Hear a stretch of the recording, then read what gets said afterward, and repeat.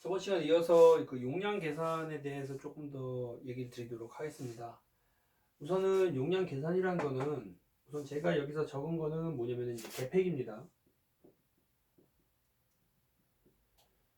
그 계획이 용량이 있습니다. 제가 48W라고 적었는데 계획이 용량을 말하는 겁니다. 저번에도 얘기 드렸지만 그 계획이 옆에 라벨이 다 붙어 있어요. 거기에 용량이 있고요. 그 계획이가 몇 개인지 개수를 아실 거고요. 그리고 약간의 여유를 주면 된다. 그 얘기를 드린 겁니다. 일반적으로 많이 쓰는 게 48W인데 저는 그냥 여유 있게 그냥 50짜리 썼고요. 50 곱하기 예를 들어서 지금 제가 여기다 예를 든 거 뭐냐면은 그 1중, 2중 해갖고 좌우 4개씩 6동이라고 했을 때 몇 킬로냐? 그러면 한 1.2kg가 됩니다. 원래는 1200이죠. 근데 하나 뭐 1000 물고 들어온 단위 변환이니까 이렇게 그 하우스가 6동 단동으로 있는 경우에 1중, 2중으로 있고 했을 때 몇 짜리의 그 계폐기 용량이 필요하냐, 배닫기 용량이 필요하냐 이걸 계산했을 때를 나타낸 겁니다. 자 보겠습니다. 뭐 27든 24든 상관없습니다. 1200 나누기 27 하면은 45A고요.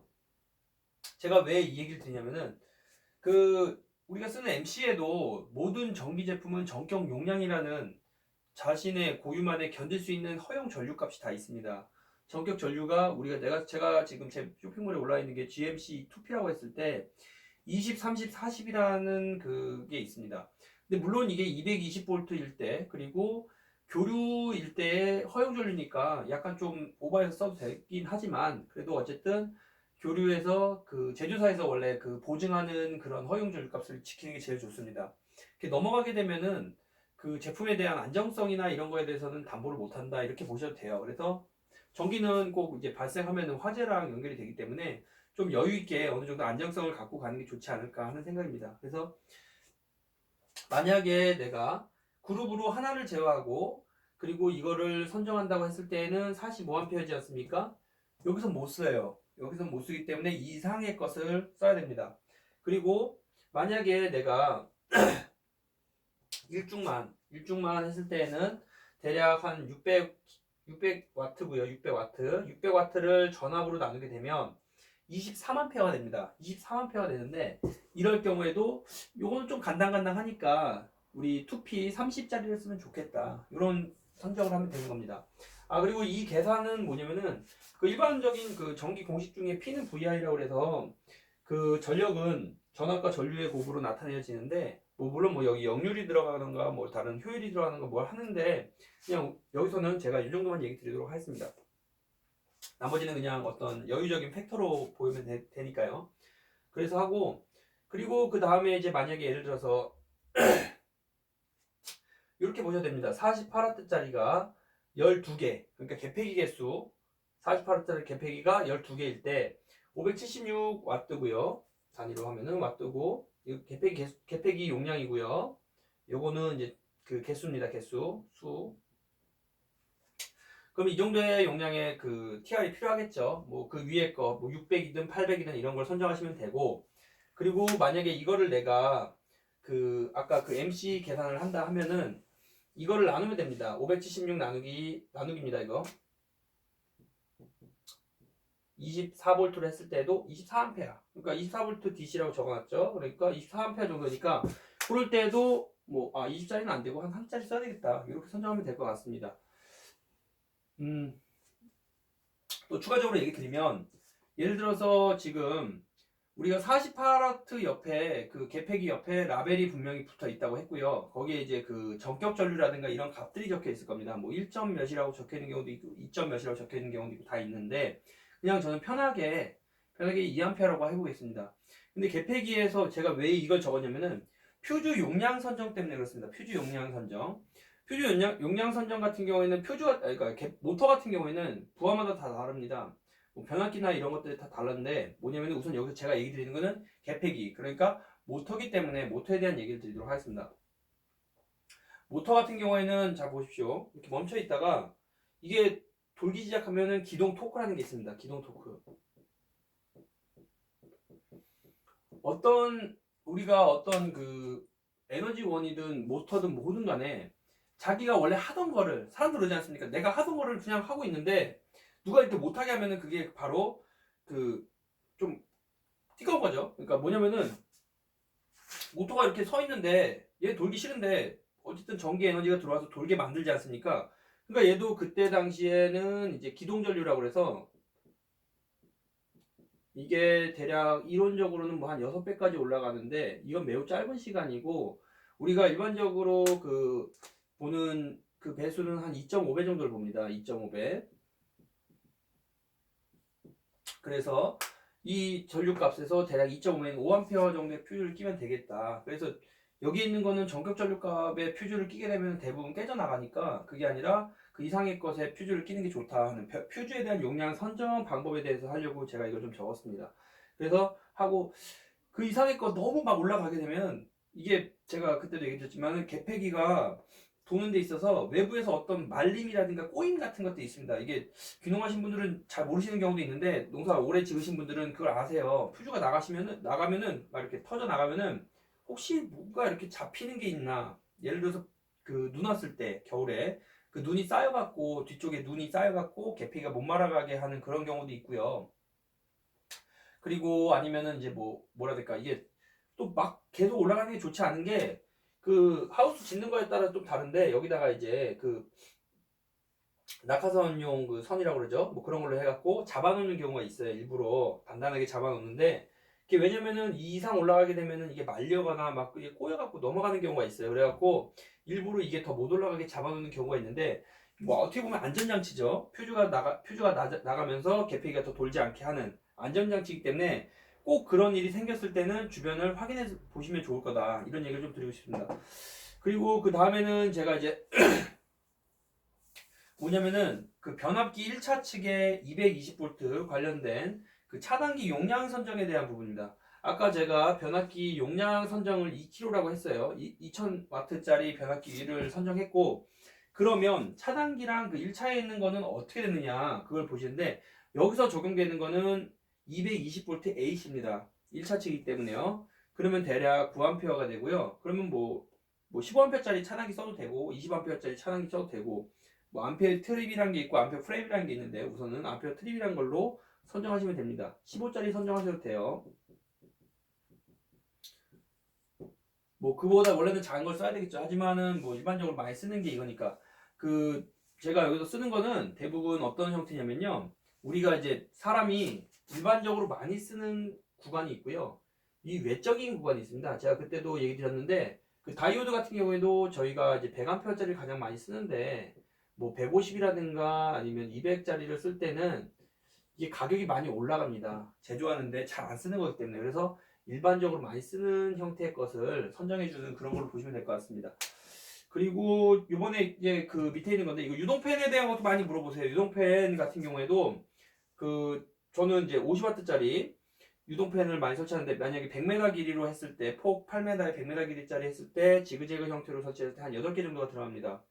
8개 정도가 들어가면은 유동팬 같은 경우에도 8, 5, 40 해갖고 400W가 되고요. 이게 만약 제가 지금 오라고 한 거는 동수입니다. 동수.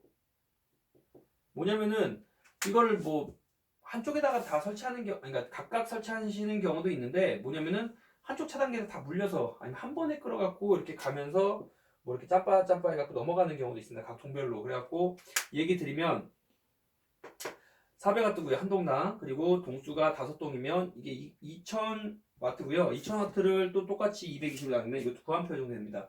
그러니까 뭐 한 220짜리, 20A짜리 차단기라든가 15A 차단기에 설치하셔도 된다. 그런 얘기고 조금 보셔야 되는 거는 거기에 들어가는 만약에 이런 뭐 시간이나 온도에 의해서 제어하는 회로가 있다 하면은 거기에 들어가는 제어 회로 부분이 어떻게 됐는지 전기 설비에 그 연결되어 있는 직렬이라고 하는 거는 부하가 있으면은 부하 위로 이렇게 연결해서 차단기까지 직렬로 연결된 설비들이 용량이 어떻게 되는지 꼭 다 확인하셔야 됩니다.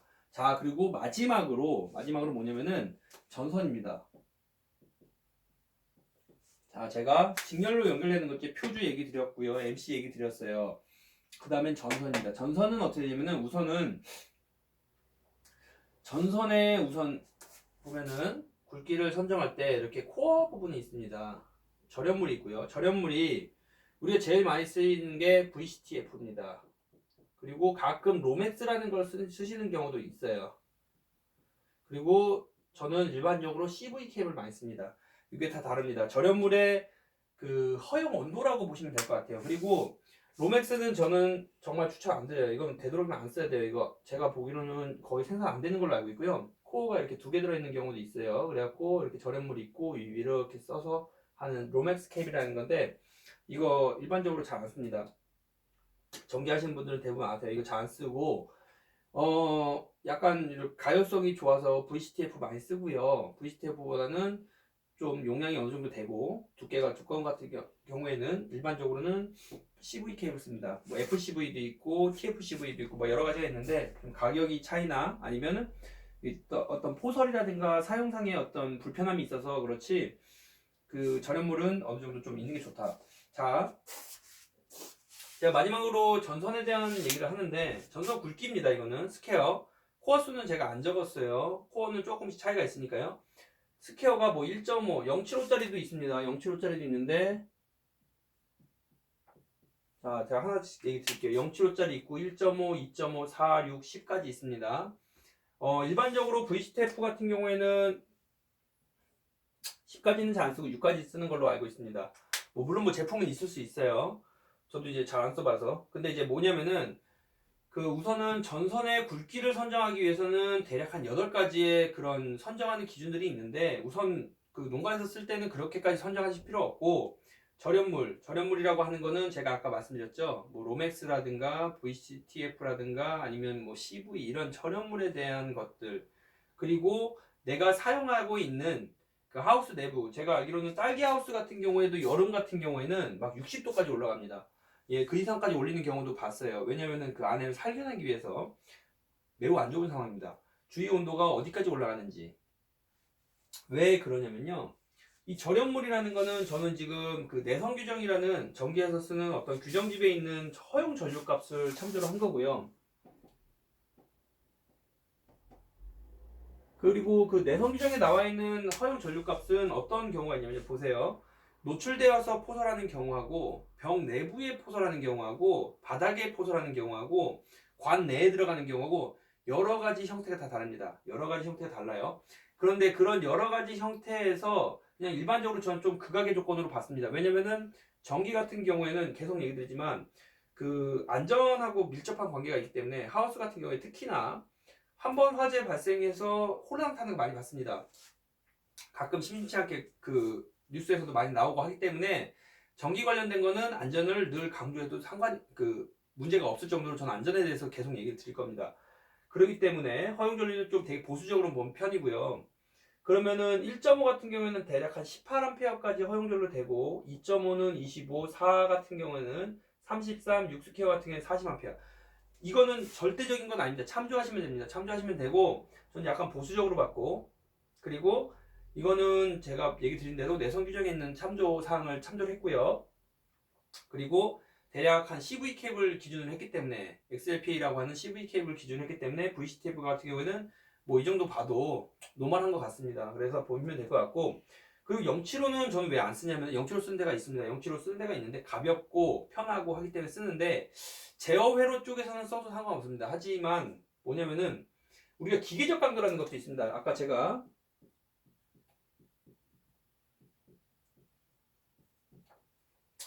전선의 굵기를 선정하는 거는 대략 한 8가지가 있습니다. 원래는. 근데 일반적으로 그렇게 보시는 것보다 허용전류값 그리고 그 다음에 절연물 그리고 주위 온도 이 정도만 참조하시면 돼요. 그리고 농가 쪽에서 조금 참조할 게 기계적 강도 뭐냐면은 이 전선이 너무 얇다 보니까 끊어져요. 손으로 해도. 예, 손으로 해도 끊어지니까 뭐 개폐기 말리다가 끊기기도 하고요. 근데 이제 재밌는 얘기를 하나 해드릴게요. 뭐 이게 좀 무섭기도 하고 재밌는 얘기인데 뭐냐면은 제가 이제 뭐 다니다 보면은 이렇게 해서 이게 절연물이 있으면 절연물이에요. 뭐 조인하기 위해서 이렇게 나와 있는 경우가 있죠. 그럼 여기다 대충 그냥 이렇게 걸어놓고 절연물에서 이제 이렇게 해서 절연물이에요. 모터까지 이렇게 연결된 형태. 이게 테이프다. 어떤 피복을 해야 되는데 피복 안 하고 이렇게 노출된 상태로 돼 있는 경우를 봤어요. 예, 저 진짜 봤어요, 이런 거. 자, 어떤 문제가 생기냐면요. 보세요. 우리가 일반적으로 뭐 아스났다, 누전났다 막 이런 얘기를 많이 하거든요. 이게 어떻게 되냐면은 하우스 같은 경우에는 대부분 철제 구조물입니다. 철제 구조물 같은 경우에는 이게 전기가 아까 얘기한 것처럼 여기서 이렇게 연결돼 갖고 이렇게 가야 되는데, 만약에 이게 운 나쁘게 옆에 있던 철 구조물 파이프요, 파이프에 연결이 되면 이쪽으로만 전류가 이렇게 가는 게 아니라 이게 가다가 열로 들어가요. 열로 들어가서 이렇게 흘러내리기 시작해요. 이걸 이제 그 누전이라고 표현하면 될 것 같은데요. 뭐냐면은 이렇게 되면은 이런 데에서 전류가 들어가면서 여기서 그 와전류가 생기고, 와전류에서 여기에서 계속 가열이 됩니다. 가열이 되면은 운 나쁘면은, 운 좋으면 안 나고요. 운 나쁘면 이런 데서, 제가 아까 그랬죠. 이 구조물은 철이고 옆에 있는 건 다 비닐이라고, 열이 발생해서 한 번에 확 올라갑니다. 네, 그래서 꼭 이렇게 하지 마시고 되도록이면 테이프로 감아 놓으시고, 그 전기는 정말 사용하는 게 위험하니까 틈틈이 보시면 좋겠다 하는 말씀을 좀 드립니다. 그래서 저는 좀 보수적으로 이렇게 산정하고요. 오늘은 제가 그 용량 산정하는 방법, 그리고 용량 산정하고 나서 거기에 직렬로 연결된 기기에 대해서도 용량 산정하는 방법, 그리고 그 다음에 그 전선의 허용전류값, 이런 것들 참조로 얘기 드렸습니다. 꼭 요거 참조하셔갖고 만약에 이제 모르시거나 그러면 댓글로 남겨주세요. 그러면 제가 실질적으로 계산해서 거기다 댓글을 달거나, 아니면 지금처럼 또 이렇게 참조를 해갖고 영상을 찍어서 올리겠습니다. 그러면은 좀 이렇게 소통할 수 있는 그런 형태가 되면 좋을 것 같습니다. 꼭 남겨주시고 좀 이거 잘 보셔서 좀 안전하게 썼으면 좋겠다, 이 얘기를 꼭 드리겠습니다. 예, 감사합니다.